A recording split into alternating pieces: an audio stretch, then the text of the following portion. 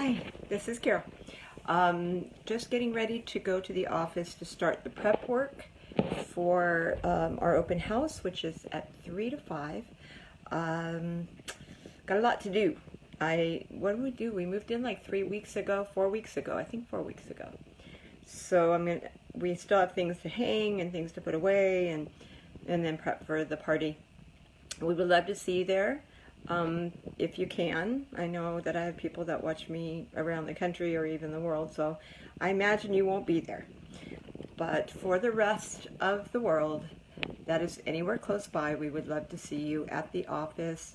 We're going to be showing off our new office and Assure's new office because we are friends and partners, nonprofits, and we're hoping that we can make a huge difference in the world together. So I look forward to seeing you if you can make it, and if not,